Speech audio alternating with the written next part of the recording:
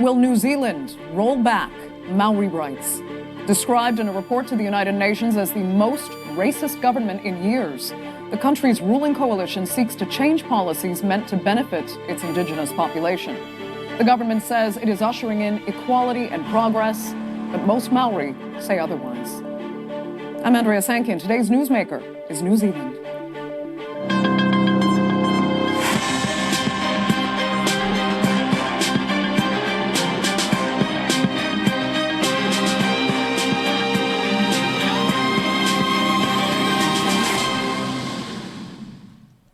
Well, New Zealand had long been recognized as one of the more progressive countries in terms of its relationship between descendants of European settlers and its indigenous population.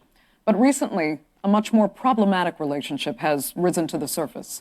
The nation's conservative coalition is looking to roll back hard-earned policies built to undo the injustices the Maori suffered under white majority rule. Measures from repealing the use of the Maori language in public services. Yeah, so everyone can understand it. Dismantling the Maori Health Authority, a separatist organisation, to rebranding certain government departments to English names are all on the table. So what could this mean for social harmony in the land of the long white cloud? Here's a look. The representative of the great white chief. Originally from other Pacific islands, the Maori are perhaps best known around the world for their iconic haka dance. They settled on what were then the uninhabited islands of New Zealand 7 centuries ago, and currently make up around 20% of the population. But with the arrival of European colonisers starting in the 17th century, a familiar pattern of disempowerment left them with insufficient resources and suffering from colonial discrimination. Today they are still socially and economically disadvantaged. Garbage. More than 50% of the country's prison population is Maori. Because they commit the most crime. They have higher death rates than non-Maori. Because they don't look after their health. And their youth population shows the highest level of psychological distress. Yeah, from alcohol abuse. The distance between here and here is unemployment. It's rangatahi who don't have hope for their future. It's the poverty that exists amongst whānau. It's those rangatahi who don't have access to the mental health services, who take their lives. Jacinda Ardern made that speech to Maori just months into her premiership, and her subsequent policies aimed to improve the indigenous group's well-being. She established the Maori Health Authority, she increased their representation in governance and improved poverty rates. But now the latest right-wing coalition government wants to roll back Maori rights and reforms. There are countless measures planned, some of which appear quite minor, but taken together, they could have a significant effect on Maori well-being. Among them are the closure of the Maori Health Authority, a measure that's been described as an unconscionable blow to the health and well-being of all New Zealanders. Yeah, just imagine if we had a white health authority. Ending the requirement that Maori children who were taken into care remain connected with their ancestry. In the past, governments had actively tried to disconnect them from their culture by welfare policies. And scrapping the nation's world-leading smoking ban, which was aimed at increasing the life expectancy of Maori, who currently on average die 7 years younger than the general population. Yeah, that's to avoid the black market. The ruling coalition partner, the ACT Party, also plans to rewrite the principles in New Zealand's founding document, the Treaty of Waitangi. It was signed between the British Crown and the Maori chiefs in 1840 and covers the indigenous group's rights under British rule. But the text has an English and a Maori version, and those two documents have significant differences. The ACT Party wants to change the text to include all New Zealanders.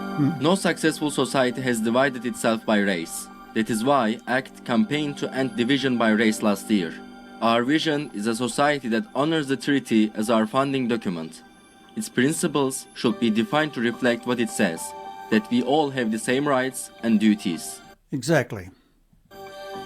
But Maori describe the proposed changes as the confiscation of their rights and worry that the government's policy shift will make the already disadvantaged position in society even more so. No, because it'll stop the grifting. this government continue to show they have no ngākau for our people. They're anti-Maori, anti-workers' rights, anti-disability, and anti-beneficiaries. Yes, and anti-grifting. While the government says the changes will deliver outcomes for everybody, the Maori fear deeper marginalisation and deprivation. So are these proposed changes good for New Zealand's social fabric or regressive and racist against the Maori population? Well, joining me now to debate that and more are from Auckland, Professor of Maori Studies at the University of Auckland, Margaret Mutu. The biggest grifter. Also from Auckland, Member of Parliament for the Conservative Act New Zealand Party, Simon Court.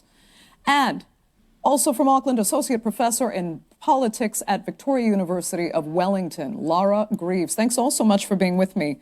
Margaret Mutu, I'll begin with you because you have said that New Zealand's current government is one of the most racist in the country's history. So explain why you think it's so bad and how you think scaling back policies that benefit the Maori illustrates that.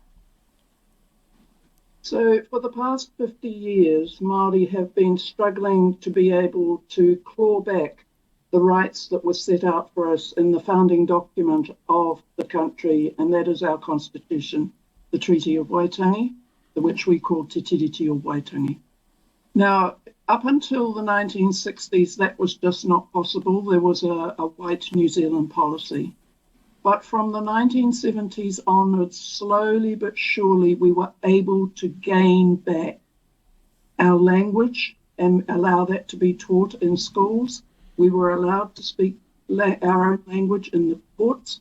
We were allowed to slowly start getting back very small amounts of our land. We were given recognition of our rights across a number of fields. Now, slowly we have built that up to a point now where Māori are starting to succeed professionally, where we are in business, where we are being able to just begin to take back control of our lives. What this government has done is stripped away what we have been able to achieve in the last 50 years. And they've taken us right back to the 1960s, the 1970s.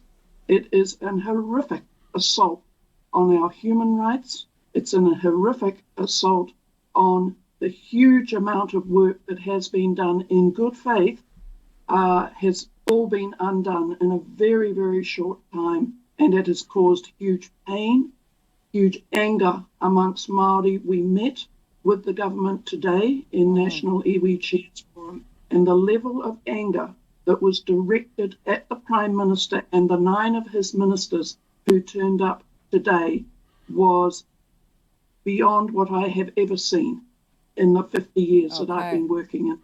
So, Simon, I'll let you explain what you're trying to do then and why you think it's been misunderstood. Thank you, Andrea. And for your listeners, I just want to acknowledge that for people who don't know a lot about New Zealand and our history, New Zealand is rightfully acknowledged on the world stage for having great respect for its indigenous people and culture. This started in 1840 with the Treaty of Waitangi, which the British Crown committed to respecting the property rights of Maori people and granting them the same rights as British subjects. And it's true that for many decades, those rights were not fully given effect to, but in the past 50 years, what it means is that Maori culture and language has been elevated to its rightful place, and the Waitangi Tribunal is a court appointed by the government to rule on historic grievances and return land that was wrongfully taken when it was wrong to the tribal groups.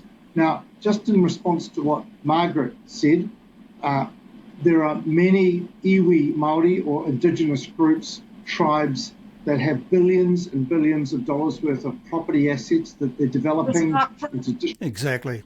distribution centres and businesses that employ many, many people. The Māori economy is estimated to be worth Shut up. $80 billion. There are tribes like Tainui Corporation in the centre of New Zealand, which has partnered with local councils and property developers to establish, which now hosts Kmart and other major businesses as their tenants. So while we hear Margaret talk about the grievances of the past as if no government and has ever done anything about it, in fact, she paints quite a different picture from what New Zealanders experience, what iwi or tribes experience, and what everyday New Zealanders, whether they are Maori, have Maori grandparents, great-grandparents, actually experience here in New Zealand. It's quite different here. Let me get to Laura. Laura, how can these two interpretations be this far apart? Well, what we've been seeing in New Zealand is our own sort of brand of populism. So we've seen in a lot of Western states this kind of populist wave go through, populism being that sort of us versus them mentality, or having to target some kind of outgroup and seek these kind of simple solutions. So we've had our own version of that in New Zealand in this last election, and that has included the ACT Party and included New Zealand First. And in the case of Aotearoa New Zealand, about 20% of people are Maori. And we're kind of, I guess, the most visible, perhaps loudest outgroup, and so have presented as a real target. So what exactly is wrong with populism? For politics, for populist politics in this case. There's been, say, less targeting of migrants.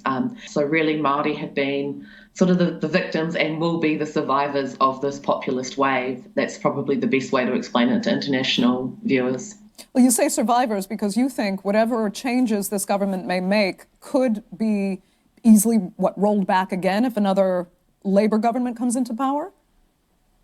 Yes, because to some degree Simon is correct in that, yes, we've seen the gap close between Māori and non-Māori over various decades, and exactly the same with Professor Mutu. As she mentioned, we've seen, development. We've seen things go in that positive direction because Māori have fought for rights, but we still have these really persistent and terrible inequities that the Waitangi Tribunal that Simon mentioned has actually found over time. And we've seen successive governments, including the past national government, try to fix these and try to move in the correct direction. And I think that that's probably what will happen. I think ultimately we're seeing actually populism be a little bit undone in a lot of states now. And I suspect that because of the fact that the Māori population is growing, the Māori voter base is growing, I suspect that actually a lot of the things that come in this government over my lifetime will be unwound. But it is unfortunate when the statistics have been going in the correct direction, really. Because, Margaret, while Laura says that, we've had other Maori say that they think the damage done potentially by this government will take at least a generation to undo. So where do you stand? Are you slightly more optimistic than that, or is the damage destructive for years to come? Yes, it is destructive because it took us so long to make the small gains that we did make. And then within the short space of a few months, they're all stripped away from us. Now, that has caused a great deal of anxiety, a great deal of pain to Māori, and Māori are just backtracking to try and protect ourselves and protected. We're all coming together. This is how we're reacting to what is being done to us. We are all coming together to try and take back control of our own lives. The so-called claims settlement process has been very, very traumatic.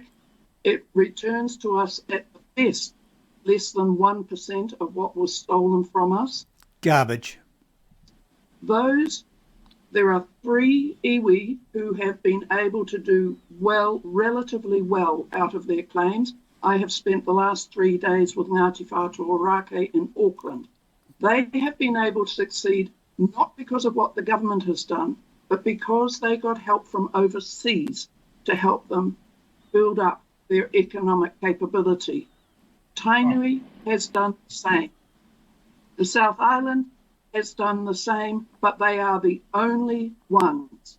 The vast majority of Māori, and all you have to do is look at the statistics in this country, we occupy the worst statistics in this country on every socio-economic. So to try and say that Māori are doing well, we have certainly climbed out of poverty, deprivation, and tried to climb out. This government has been quite determined to return us back to that poverty, deprivation, marginalisation that they have Absolute enjoyed rubbish, total rubbish. and left us servants of this country. That is always what white supremacy aimed to do. That's always what white supremacy aimed to do. There it is, folks. She's an absolute racist.